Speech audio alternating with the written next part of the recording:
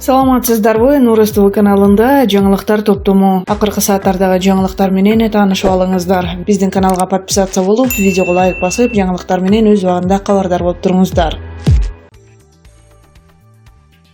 UFC'нин чемпиону кыргызстандык Валентина Шевченко мыкты мушкерлердин рейтингинде ордун сактап калды. Аталган уюм жакында болгон мелдештердин жыйынтыгы менен мушкерлердин рейтингин жаңылады. Эң жеңил салмак категориясы боюнча чемпион Шевченко 13-орунга калып, UFC уюмунун орто салмактагы экс-чемпиону Тайрон Вудли менен азыркы чемпиону Джессика Андрадени артта калтырды. UFC уюмунун мыкты 15 мушкеринин тизмесине Валентина Шевченко быйыл март айында кирип 15-орунду ээлеген болчу. Рейтингтин саппашында мурдагыдай эле учурдагы чемпион Даниэль Кормье турат. Россиялык мушкер Хабиб Нурмагомедов 2-орунда болсо, 3-орунга Джон Джонс татыды. Ал эми Шевченконун мурдагы атандашы Аманда Нюнес 6-орундан 5-орунга көтөрүлгөн. Кыргызстандык мушкер өз салмак категориясында абсолюттук чемпион боюнча калды. Жакында эле бул тизмеге Антонина Шевченко дагы кирген болчу.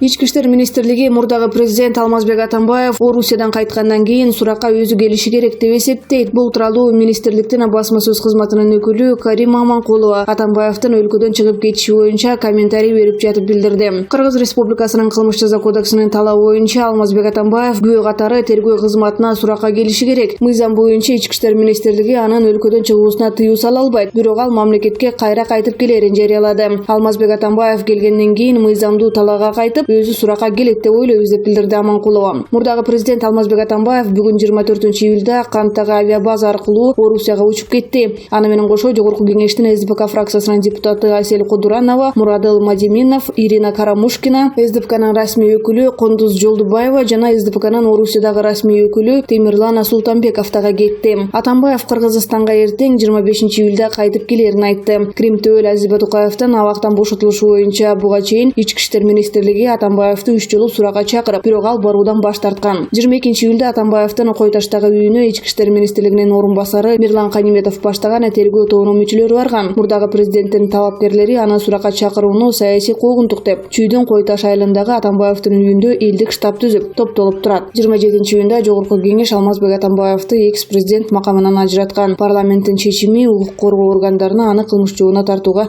мүмкүнчүлүк берет.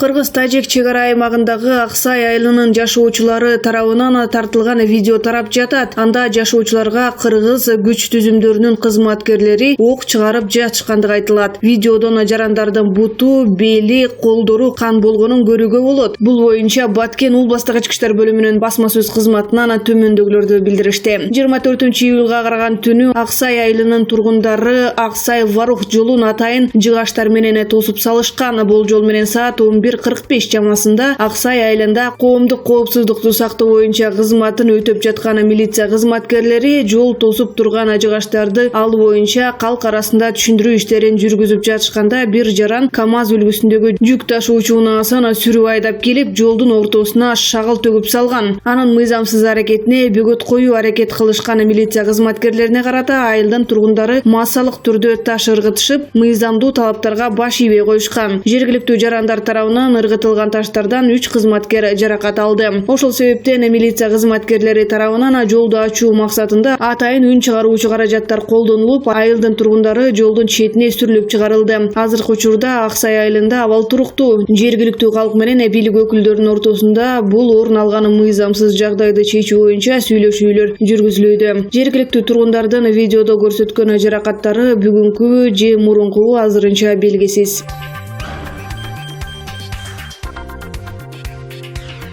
Кыргызстандын Россиядагы элчилиги мурдагы президент Алмазбек Атамбаевдин Москвадагы сапарын уюштуруу маселелерине катышпайт. Бул тууралуу элчиликтин маалымат кызматынан кабарлашты. Себеби Атамбаев Россияга өз алдынча келе жатат. Эске салсак, Атамбаев бүгүн 24-июлда Канттагы авиабазадан Россияга сапар алды. Аны СДПКнын төрайымынын милдетин аткаруучу жогорку кеңештин депутаты Асель Кудуранова, СДПКнын төрагасынын орун басары жогорку кеңештин депутаты Мурадыл Мадиминов жана Ирина Карамушкина, ошондой эле кеңешчиси Кондуз Жолдубаева менен СДПКнын расмий өкүлү Темирлана Султанбеков коштоп кетти. Мурдагы президент 25-июлда кечинде кайтып келерин билдирген.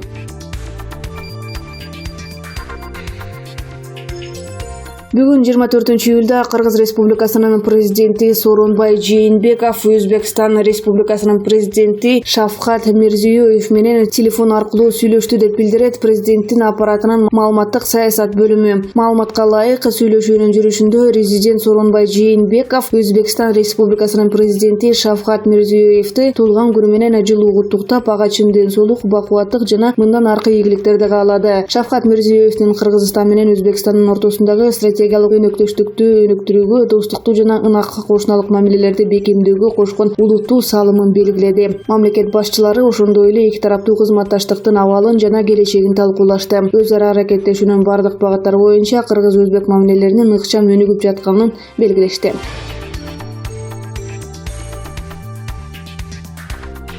Кыргыз-тажик чегиндеги жаңжалдан жабыркаган Аксай айылынын эли Баткен облустук администрациясынын алдында митингге чыгышты. Бул тууралуу аймактык кабарчы жеринен билдирди. Анын айтымында алгач нааразы болгон элүүгө чукул адам Тургунбай Садыков көчөсүн тузуп, андан кийин облустук администрацияга карай бет алган. Нааразычылык акциясына жүздөй киши катышкан. Алар бийликтен Кыргыз-тажик чек арасындагы кырдаалды тез арада жөнгө салууну талап кылышууда. Өз жерибизде тынч уктабай калдык. Өкмөт тез арада тажик тарап менен сүйлөшүп, маселени чечип берсин. Мындан сырткары милиция элге күч колдонбошун талап кылып жатабыз деп билдирди акциянын катышуучусу Нурила Батырова. Өкмөттүн облустагы өкүлчүлүгүнүн маалымат катчысы Чолпона Бердигулова акцияга чогулгандар менен облус башчысынын орун басары Чынара Саттарова жолугуп түшүндүрүү иштерин жүргүзүп жаткандыгын билдирди. Эске сала кетсек, 22-июлда Аксай менен Варух айылдарынын жашоочуларынын ортосунда чыр чыккан. Варухтун тургундары кыштактын кире беришине флашток орнотмокчу болушканда аксайлыктар каршы чыккан. Кайым айтышы учурунда бирин-бирин ташка алып ок атылган. Мунун кесепетинен 14 кыргызстандык жаракат алган болчу. Ал эми 23-июлда тажик тараптан 2 рет ок атылып, кыргызстандык чек арачылардын бирөө жарадар болгон.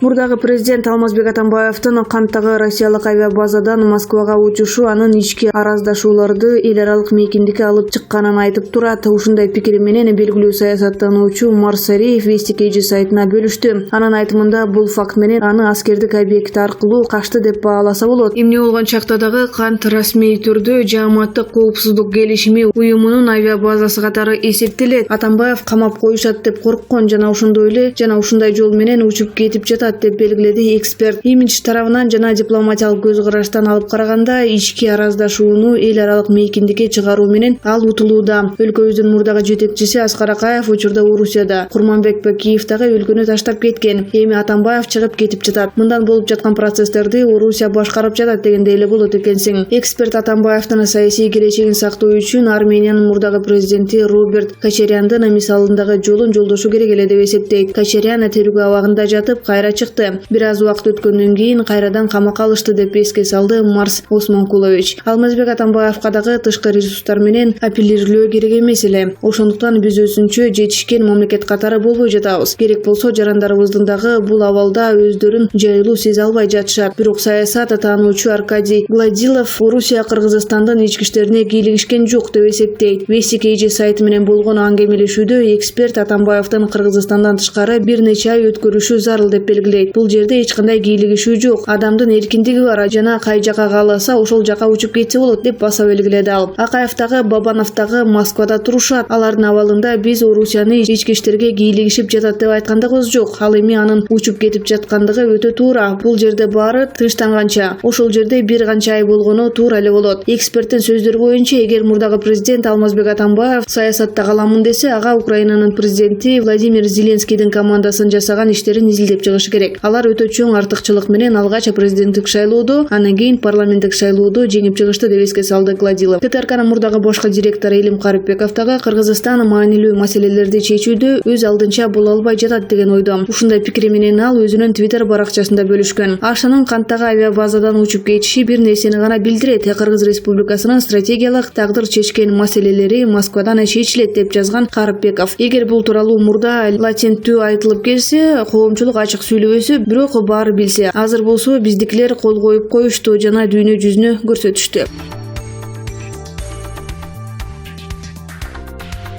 Премьер-министр Мухаммедкалый Абылгазиев жарым жылда Кыргызстанда 108 ишкана ачылып, 25200 жумуш орну түзүлгөндүгүн билдирди. Анын ичинен 23500 жумуш орну жеке ишкерлер ачкан ишканаларга таандык. Ал бул тууралуу өкмөттүн 24-июлундагы жыйынында айтты. Абылгазиев жаңы жумушчу орундарды түзүү өкмөттүн негизги иш экендигин белгилеп, жаратылыш ресурстарын пайдалануу жаатындагы иштерге токтолду. Ачык тендердин жыйынтыгында макмал кенине $75 миллион инвестиция келди. Кичи чарат ачууга даяр болуп калды. Кийинки $140 миллион ашык инвестиция болот. 450ге жакын жумуш орну ачылат деп билдирди Абылгазиев. Ал макроэкономикалык көрсөткүчтөргө токтолуп, биринчи жарым жылдыкта өлкөнүн ички дүң өнүмү 232 миллиард сомду түзүп, 6,4% өскөндүгүн, Кумтөр ишканасын кошпогондо өсүш 2% болгондугун айтты.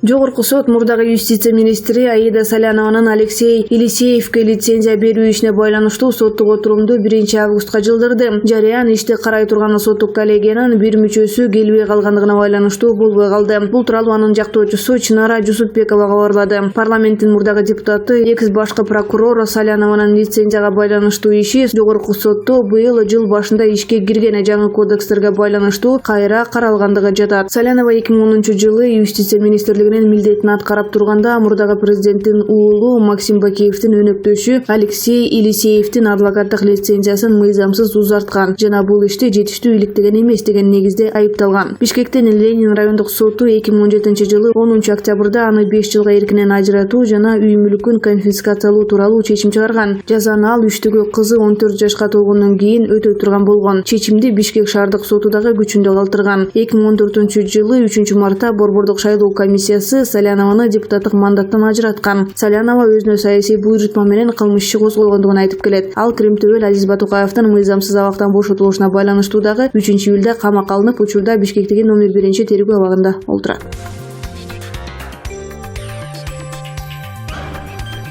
Москвада кыргыз жаранына колдоо көрсөтүп, аны полиция бөлүмүнө алып барарда токтотуп калган айымды ысык көлгө эс алууга чакырышууда. Окуя учурунда тартылган видео тарагандан кийин интернет колдонуучулары ага ыраазычылыктарын айтып, эс алууга жолдомо берүүнү сунуштап чыккандар дагы болду. Коомчулукка белгилүү болгондой, окуя 20-июлда Москва шаарында Третьяковский метро станциясынын жанында орун алган. Мыйзам бузбай жөн гана отурган кыргыз жаранынын паспортун туристтик полиция кызматкерлери текшерүү үчүн сураган. Ошол маалда окуянын чоо-жайын билүүгө кызыктар болгон эл топтолуп, окуяны баштан аяк уюлдук телефонго тартып интернетке жүктөшкөн. Алардын арасында турган Ирина Яценко кыргыз жаранынын талабын болушунча талашып, жигитти камакка алып кетүүгө каршы турган. Окуянын жүрүшүндө кыргыз жараны эрежени бузбаганы жана ал Орусиянын аймагында мыйзамдуу жүргөндүгү такталды. Милиция кызматкерлерине эмне үчүн паспортун текшерип жатасыңар деп суроо беришкенде, алар жооп бере алышкан эмес. Интернет колдонуучулары тарабынан Ирина Яценконун адамгерчилик сапатына карата жылуу пикирлер азыркы учурга чейин айтылууда.